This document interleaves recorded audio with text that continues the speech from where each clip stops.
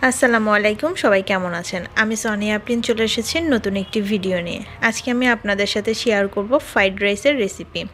প্রথমে আমি একটা বড় সাইজের ফ্রাই প্যান নিয়ে নিয়েছি। তার মধ্যে দিয়ে দিয়েছি 1.5 লিটারের একটু বেশি পানি। পানির মধ্যে দিয়ে দিয়েছি স্বাদ মতো লবণ আর দিয়ে দিলাম 1 টেবিল চামচের মতো রান্নার তেল। পানিটি একটু গরম হয়ে গেলে আগে থেকে ধুয়ে পানি ঝরিয়ে রাখা পোলার চাউল, চাইলে আপনারা বাসমতি বা নর্মাল ভাত রান্নার চাউল দিয়েও রান্না করতে পারেন। আমি এইখানে প্রায় 3 কাপের মতো চাউল নিয়েছি। এবার পানি গরম অবস্থায় এটাকে ঢেকে দিতে হবে। ঢাকনা দিয়ে 10 থেকে 12 মিনিটের মতো রেখে দিতে হবে, যেন ঝরঝরা একটা ভাত পাওয়া যায়। আমি ঢাকনাটা তুলে এর মধ্যে এখন অ্যাড করে দিলাম গাজর। চাইলে আপনারা অন্য অন্য সবজিও অ্যাড করতে পারেন। আমি ঢাকনা তুলে দেখতেছি ভাতের অবস্থা কি, মোটামুটি হয়ে গেছে। একটু চাল চাল থাকা অবস্থায় নামিয়ে নিতে হবে। আমি চাল ধোয়ার ঝুড়িতে ভাত উঠে ঠান্ডা পানিতে ধুয়ে নিয়েছি, তারপরে পানি ঝরতে দিয়ে দিয়েছি। সেই একই প্যানে দিয়ে দিলাম পরিমাণ মতো একটু তেল, আর এক এক করে এখানে দিয়ে দিব 2টা ডিম। চাইলে আপনারা ডিম কম বেশ করে নিতে পারেন। আমি 2টা ডিমই এখানে নিয়েছি। আপনারা এর সাথে অ্যাড করতে পারেন চিকেন, কিন্তু আমি যেহেতু এক্সট্রা করে চিকেন রান্না করেছিলাম সেই জন্য আর চিকেন অ্যাড করিনি। ডিমের মধ্যে দিয়ে দিলাম স্বাদ মতো লবণ। এবার যেভাবে আমরা নুডলসের জন্য ডিম ভাজি করি সেভাবে ভেজে নিতে হবে।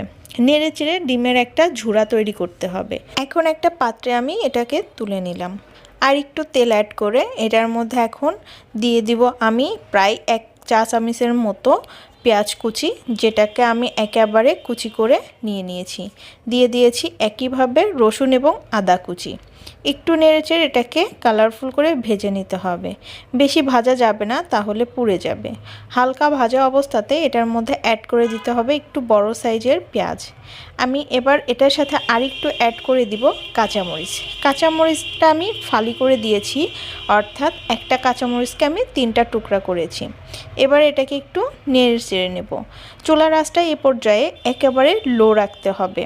যেহেতু তেল গরম হয়ে গেছে সেই জন্য পেঁয়াজ পুড়ে যেতে পারে, তাই চুলার আঁচটা লো রাখা দরকার।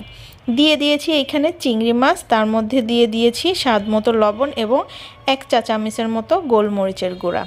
এরপর আমি নেড়ে চেড়ে চিংড়ি মাছ সহ পেঁয়াজগুলো ভেজে নেব। দিয়ে দিলাম আগে থেকে ঝুড়ো করে রাখা ডিমটা। এবার এগুলোকে নেড়ে চেড়ে মিক্স করে নিতে হবে। যত ভালোভাবে মিক্স করবেন মশলাগুলো তত ভালো হবে। এখন আমি দিয়ে দিলাম ভাত, যেটাকে আগে আমি প্রায় 75%-এর মতো রান্না করে নিয়েছি।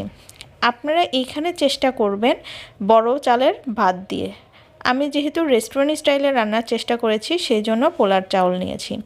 দিয়ে দিলাম এইখানে প্রায় 3 টেবিল চামচের মতো সয়া সস। আমি কিন্তু লবণের পরিমাণটা বুঝেই সয়া সসটা দিয়েছি।